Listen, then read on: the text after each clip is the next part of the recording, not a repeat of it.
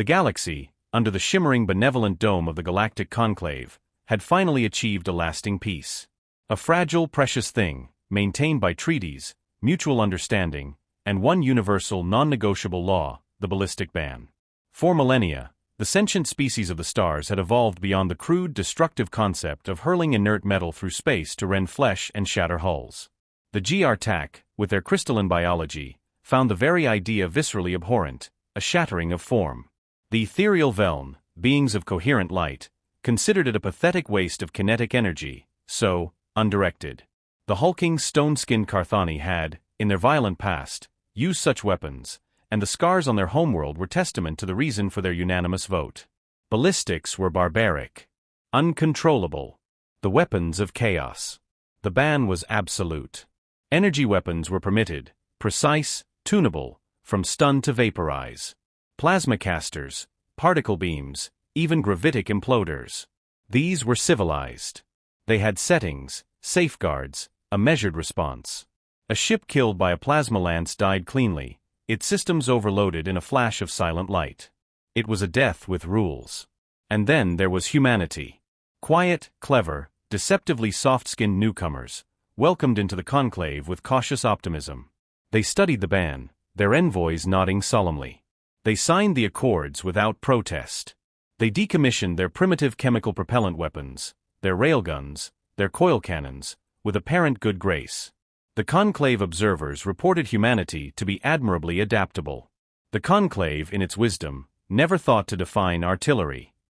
Our story crystallizes above the agri-world of Viridia Prime, a Carthani breadbasket planet, a sea of golden photosensitive grain that swayed in harmonic patterns to the twin suns. It was peace made manifest. Until the Ferox hive swarm descended. The Ferox were not signatories to the conclave. They were a locust-like species, a biomechanical horror, stripping worlds bare for raw materials. Their ships were living rock and chitin, immune to the gradual heating of energy weapons. They could absorb and dissipate plasma, their organic hulls regenerating faster than a beam could burn.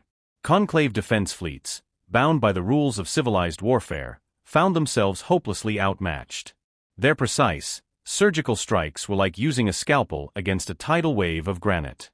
The Carthani shield, a mighty dreadnought of polished basalt, hung in the high orbit of Viridia, its gravity tethers already deployed to protect the vast silos below. Alongside it were 3 sleek Veln light hunters and a GR-TAC Harmony vessel. They faced the approaching Ferox swarm, a jagged, buzzing asteroid field of malice. "Focus all lances on the lead bio-vessel," thundered Captain Vorkan of the Carthani shield. The silence of space erupted in silent, brilliant colors. Emerald plasma beams and violet particle lances stabbed into the lead Ferox harvester.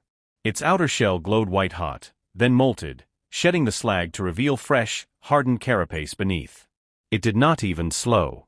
A chittering psychic wave echoed across all comms, a laugh of contempt and hunger. On the bridge of the GR-TAC vessel, Commander Shard watched, her crystalline form chiming with distress. "Our weapons are inefficient. We are causing damage, but not at a rate that exceeds their regeneration. They will reach the atmosphere in minutes." On Viridia, the planetary governor, a massive Carthani named Gron, watched the sky darken with incoming spores. He sent a desperate, wideband plea. "To any conclave vessel within range. Viridia is under existential threat. The Ferox ignore all hails. We require immediate military aid." The only response was from a small, recently posted monitoring station on the system's edge. A human station. "Viridian Governor Gron, this is Lieutenant Colonel Mara Silo of the Terran Observation Post Carl Sagan. We read your distress. Situation assessed. Engaging." The message was met with a wave of despairing pity on the Carthani shield. A human station? Humans were engineers, botanists, archivists. Their ships were boxy, utilitarian, armed with modest, ban-compliant pulse cannons. One human station against a Ferox swarm was a suicide stand, a gesture of pointless bravery. "Tell the humans to stand down," Vorkan growled. "Their sacrifice will be recorded with honor, but it is meaningless.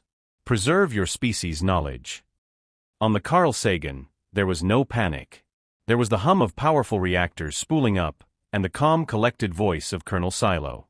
"All stations, Confirm Ferox physiological and structural data.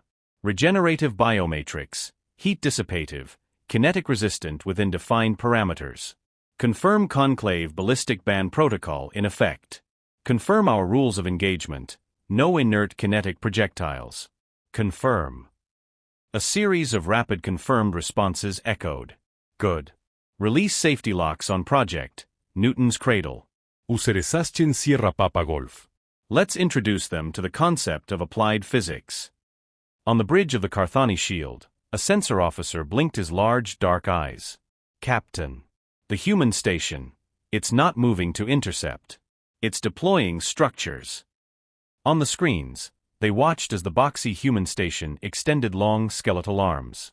From its bays, it launched dozens of small modular units that propelled themselves to fixed positions in space, forming a vast, geometric lattice between the station and Viridia.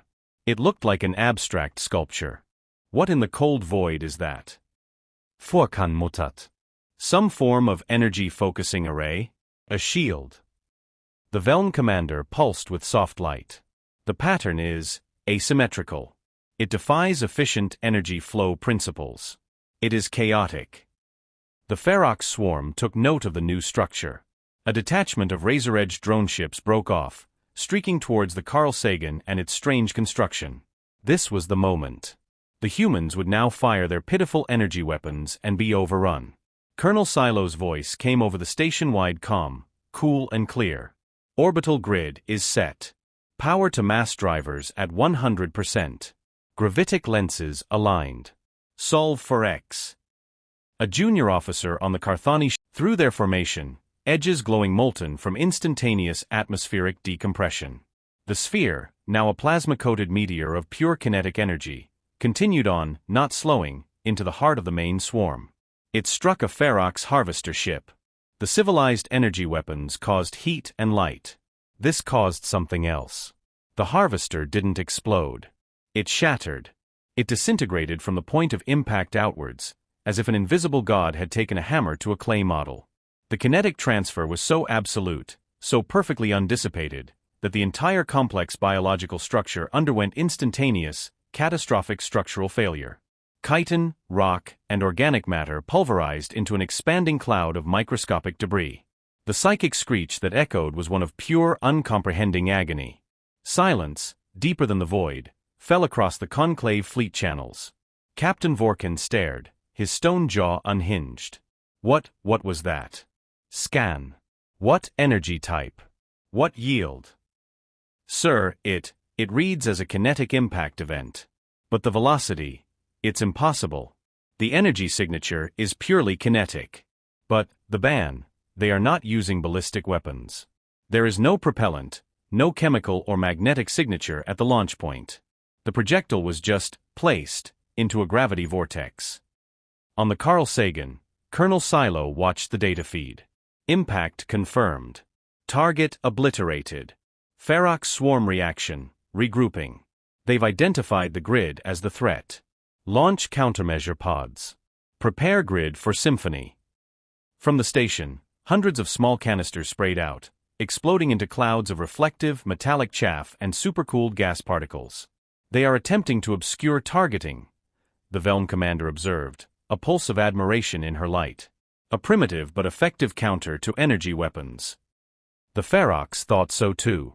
They surged forward as one, a living avalanche, into the chaff clouds, believing themselves shielded. Silo allowed herself a thin smile. They're in the kill box. All grids, power to maximum. Program, Mozart's Requiem. Mass driver coordinated fire. Solve for everything. The Carl Sagan and its grid began to hum a symphony of destructive physics. The gravitic lenses pulsed and flared with contained singularities. From across the grid, not one, but hundreds of tungsten spheres were launched, each a different size, from grapefruit to small aircar.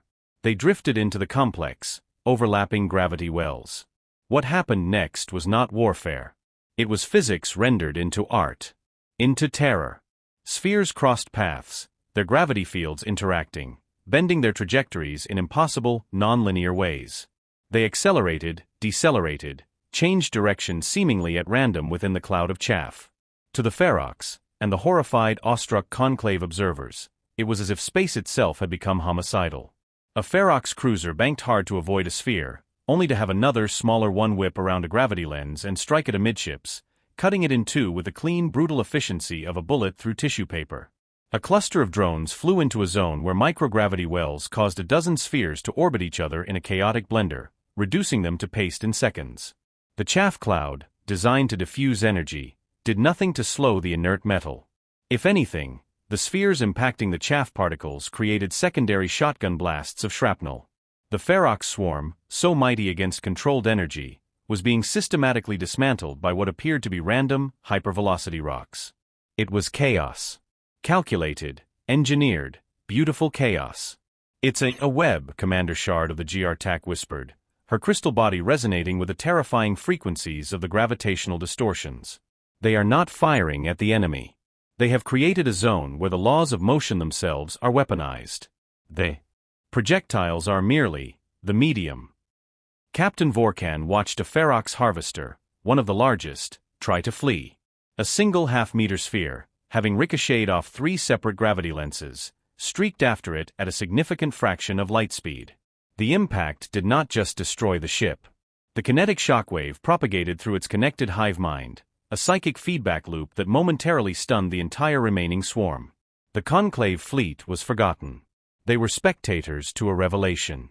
In minutes, it was over. The Ferox swarm was gone, reduced to expanding rings of dust and frozen debris around Viridia. The golden grain below swayed, untouched. The human grid powered down. The tungsten spheres, those that hadn't impacted, were now just harmless, drifting metal, to be collected and reused.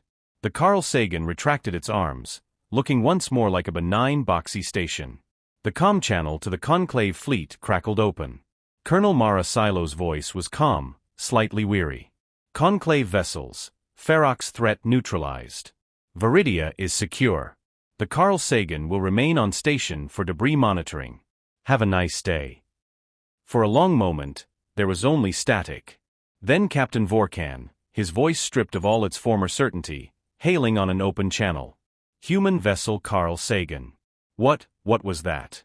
You are in violation of the ballistic ban. A new voice came on, older, male. Dr. Eris Thorne, the station's chief physicist. Ah, Captain Vorkan. We anticipated this query. We are in full compliance. The Galactic Conclave ballistic ban, subsection 4A, clearly prohibits any weapon system which uses a contained chemical or electromagnetic reaction to propel an inert mass toward a target with a primary intent of causing kinetic damage. Thorne's voice was patient, almost academic.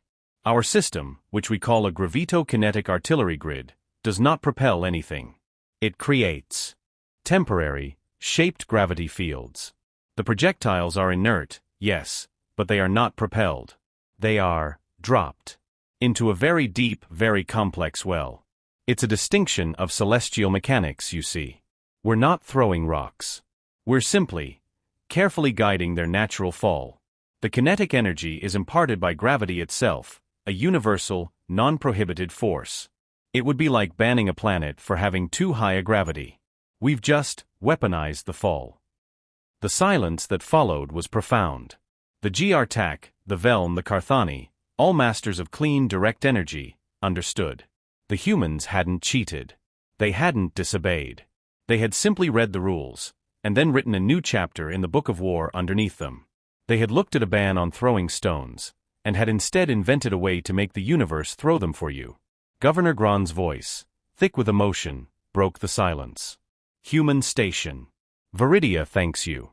You have saved millions of lives. We owe you a debt that can never be repaid. Colonel Silo responded, her tone softening. No debt, Governor. Just tend your fields. That's payment enough. Weeks later, in the hallowed halls of the Galactic Conclave, the incident was reviewed. The humans presented their technical data. Their weapon was, by the strictest, most legalistic reading, compliant. It was the ultimate loophole, forged not in malice, but in a uniquely human perspective. Where others saw a wall, humanity saw a door. Where others saw a prohibition, humanity saw a puzzle. The conclave species were horrified, terrified, and awestruck in equal measure. The Ferox were a mindless scourge. But humanity had harnessed chaos. They had turned the fabric of space-time into a shotgun. And they had done it while politely, meticulously, following the letter of the law. As the Carthani ambassador, his stone skin still warm with the memory of saved lives, finally addressed the assembly, he spoke not of bans or new laws, but of understanding. We sought to ban the stone for the violence it could do, he rumbled, his voice echoing in the silent chamber. We never dreamed a species would learn to move the hand that throws it. They have not broken our peace. They have forced us to see that our peace was built on a definition of violence that was childishly narrow. They have shown us that the true measure of a species is not the weapons they forswear, but the terrifying, wonderful ingenuity they apply to the problems we place before them. He turned his massive head to the human envoy, a small woman with sharp eyes and a calm smile. You did not redefine artillery, humans. You redefined ingenuity. And in doing so, you have taught the galaxy a humbling lesson. The human envoy simply nodded. There was no boasting. No triumph. Only the quiet confidence of those who know that when the universe gives you rules, it is also giving you the tools to understand the spaces between them. For the conclave had banned the spear, the arrow, the bullet. So humanity, with a respectful bow to the law, had simply learned to teleport the mountain. And for the first time, the galaxy understood what it truly meant to be human. If this story of gravity, grit, and genius moved you, subscribe for more tales of human defiance from the stars.